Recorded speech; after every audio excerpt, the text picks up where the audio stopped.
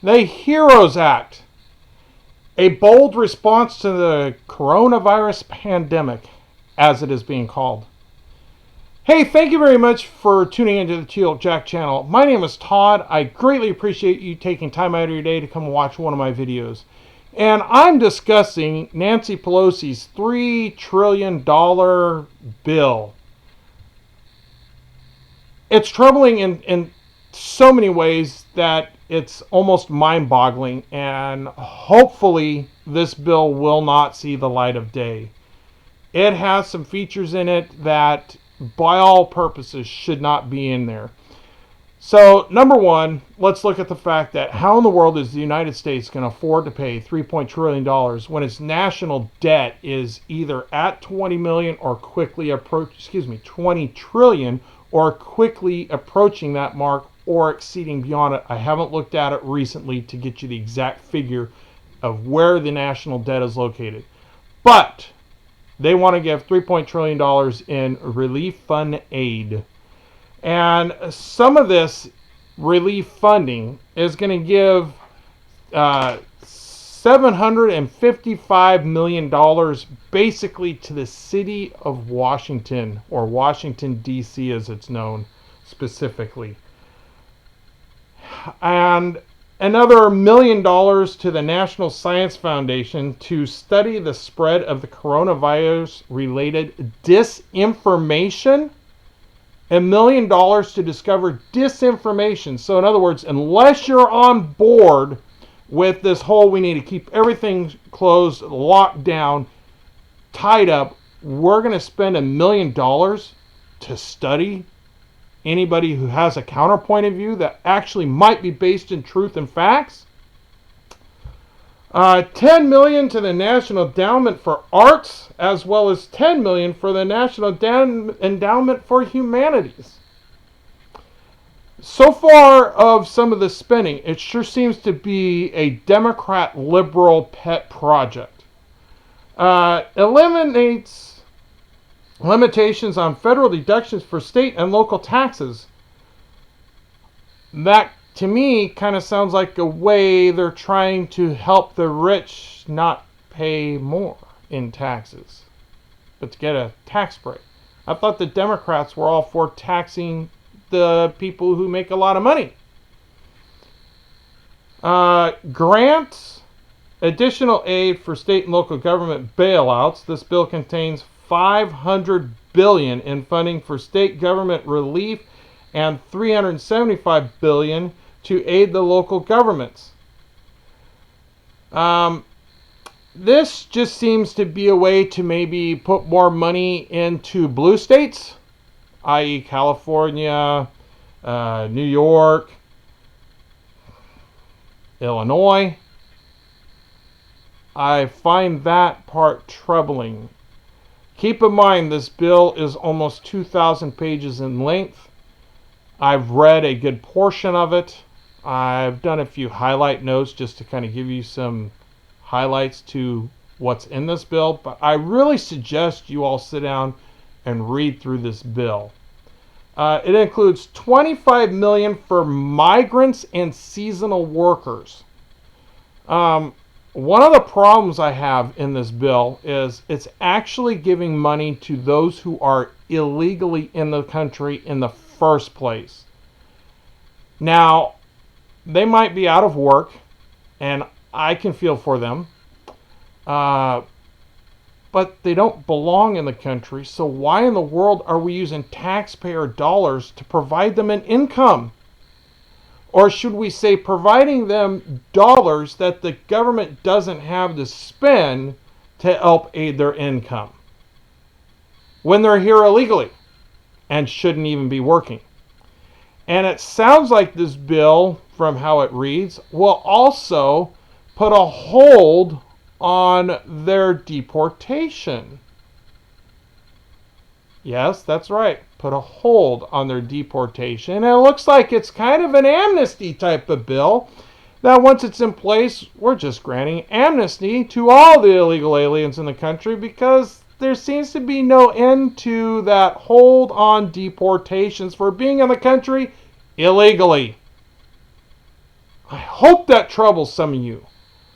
It's more of the Democrat liberal open doors policy. We have no borders. We're one world government and just everybody come on in. And oh, by the way, if you don't have a job, we'll help provide you income. Let's see. Let's go on. 1.7 billion for historically black colleges and universities and minority serving institutions. 20 million for Howard University, 11 million for another university, and 11 million for another. I don't even know what to say on that. More money to colleges and universities because they serve specifically blacks? That's what this sounds like. So we're going to discriminate against all the other colleges and universities that are having troubles at this time because our governors are shutting everything down and aren't allowing kids to go to school. Keep in mind, there seems to be a very low percentage chance of somebody getting this virus in the first place, or at least dying from the virus. And from the studies I've seen, it seems like, even according to Rand Paul, that those from the age of 0 to 18 have an almost 0% chance of dying from this virus. Yet we're keeping everything closed down. Let's see, going on. 15 million to maintain operations, rental assistance, supportive services, and other actions to mitigate the impact on low-income people with HIV/AIDS through the Department of Housing and Urban Development. I feel for the people who have AIDS. I feel for the people who have HIV. But should we be paying for their housing? I understand they're probably out of work. But why aren't we pitching to reopen the country and get the jobs rolling again so people get an income? That sounds too logical. Create 2-month special enrollment period for Obamacare. This bill extends full premium subsidies to allow workers to maintain their health insurance coverage through COBRA. Allows Attorney General William Barr to make grants to states to create state-run hate crime reporting. Hate crimes. Here we go again, down the road of hate crimes. And one of the pet peeves of the Democrats, one of their nice buzzwords besides racism, is hate crime. Why don't we just call it what it is? If somebody commits a crime, it's a crime. But a hate crime? And now we want him to spend money? I just don't get it. I don't understand their mind. They just seem to be tax and spend, tax and spend, tax and spend, without any thought to how this is going to be paid, who's going to pay it. Troubling. Relief for up to $10,000 of upfront debt relief for all Department of Education loan borrowers. Now this one does affect me, and yeah, I would love to have $10,000 to aid to my student debt that I have from a student loan under which I studied and have no job related to that which I studied, but that's on me. Why should that be on the taxpayers to pay my student loan for a degree that ultimately hasn't paid off? That doesn't make sense. And I'm one that has a pretty large student loan debt that I would love to get rid of. But I don't think the taxpayers should have to pay for it. Authorize $50 million in Environmental Protection Agency environmental justice grants to investigate or address the disproportionate impact of the coronavirus in environmental communities. Maybe I don't understand all those words, but it just seems to be another pet project that has no actual direct effect on relief for people who are without a job because the governors keep the stupid states locked down. And they keep listening to that Dr. Fauci and his lies. Mandatory early voting. This is the one that really chaps my hide.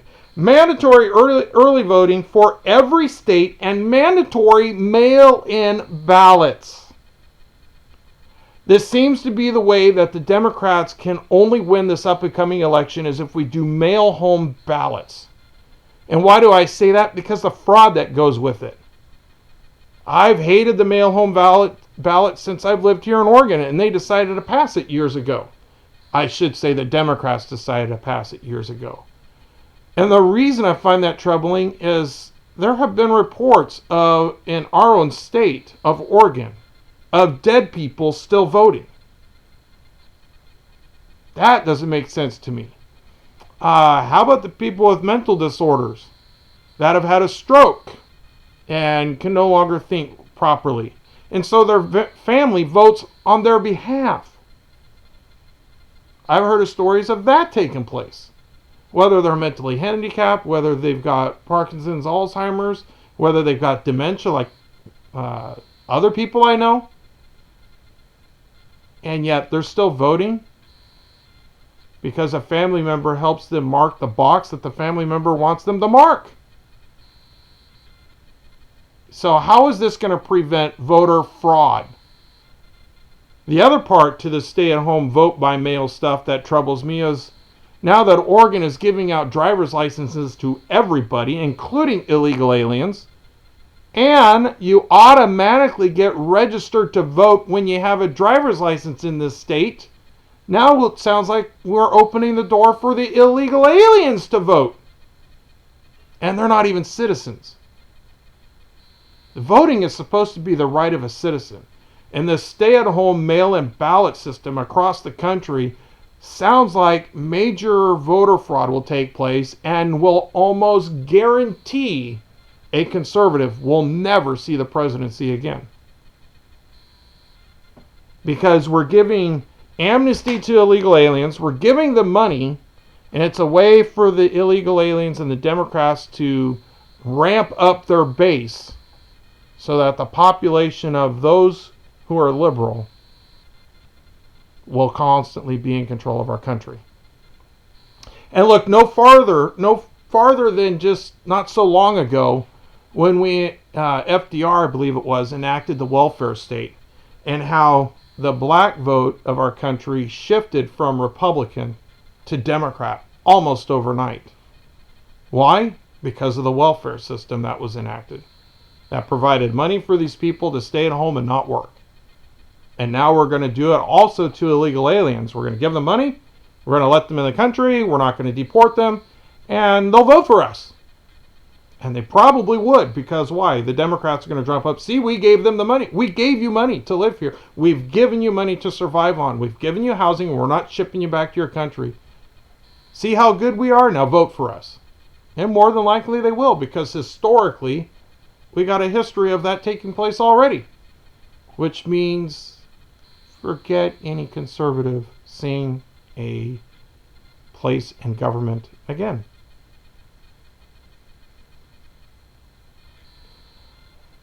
And that's just kind of the start of this bill. I really hope you all would take some time to read it. It's troubling in many ways, and you really need to spend some time and contact your representatives and vote this thing down. It sounds like they're going to be voting on this thing this Friday. So contact your representatives, contact your senators. Tell them, do not vote this bill. I guarantee it's going to pass the House. So now we're going to have to push on our senators to deny this bill to see the light of day. Not only can the United States afford a $3 trillion bill, but it's got stuff in it that will ultimately destroy our country. But again, I believe that's ultimately the goal of the Democrats. They want to instill a socialist state, a socialist government. And this bill seems to make that step forward that direction. But they're not stopping 1 minute to say, how are they going to pay this bill? And who's going to pay it? So that's what I have for you today. Thank you for taking your time to watch this video. Please contact your senators and your congressmen. I know in the state of Oregon, I'm up a creek without a paddle, considering the the representatives and congressmen of this state, other than Greg Walden, drink all the Kool-Aid of Nancy Pelosi and are all over her like mold on cheese. So talking to them is going to do nothing. It's going to fall on deaf ears. So contact yours if you got hope. You got maybe one of those senators or congressmen that are kind of on the edge, kind of on the border. Make sure you contact them to tell them, don't vote for this bill. So take care. God bless. Have a wonderful day.